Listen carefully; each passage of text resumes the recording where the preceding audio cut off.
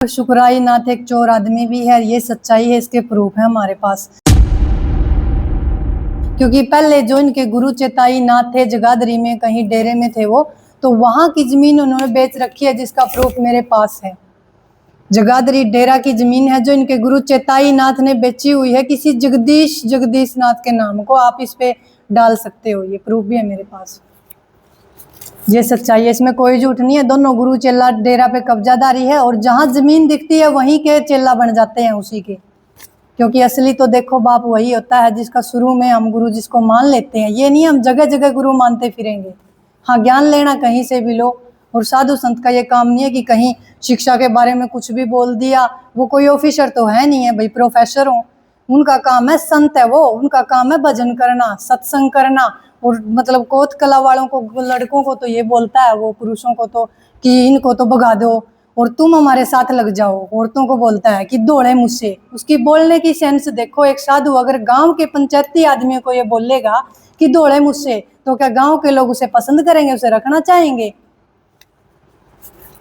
तो आप कह रही हैं कि जहाँ जमीन दिखती है वो साधु तो है नहीं, तो उनका क्या ऐसा मकसद है कि वो, जैसे आप कह रहे हैं कि सैकड़ों एकड़ जमीन है, तो क्या मकसद समझते हैं आप कि उनका वो साधु के भेष में क्या?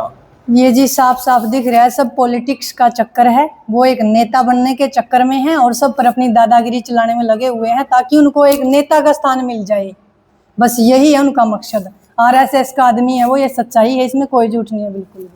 एक चोरी का भी मामला साध्वी जी आया था, और उसमें भी आप जो है आरोपी सुखराई नाथ को मानती, तो कैसे क्या वो घटना हुई थी सर?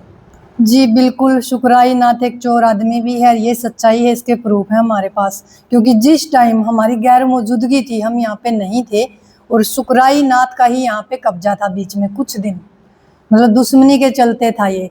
तो उस टाइम उसने किसी अरविंद नाम के व्यक्ति को भेजा था यहाँ पे, सारे डॉक्यूमेंट्स वो चोरी करके ले गया था, जिसका हमारे पास गवाह भी है जो मौके पर उस टाइम मौजूद था यहाँ पे, जो हमने हाई कोर्ट में मतलब पेश कर रखे हैं जिसके बयान।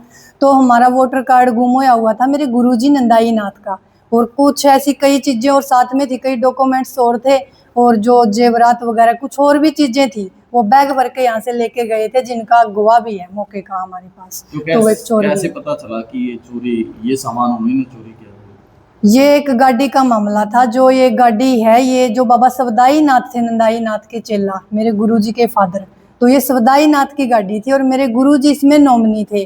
तो उन्होंने झूठा इल्जाम लगवाया हमें यहाँ से निकलवाने के लिए, और जो एप्लीकेशन उन्होंने इस गाड़ी की दी थी, उसमें वोटर कार्ड जो मेरे गुरु का नहीं मिल रहा था, वो हमें उसमें लगा हुआ मिला था। एक और दो डॉक्यूमेंट्स ऐसे थे जो साथ में उसने लगा रखे थे, तो उसके पास वो कहाँ से आए एप्लीकेशन में लगाने के लिए? हमें तो वो मिल नहीं रहे कहीं भी, हमें तो सिर्फ उसकी एप्लीकेशन में ही मिले हैं। तो वो चोर है, ये सच्चाई है बिल्कुल। मौके का गवाह भी है हमारे पास।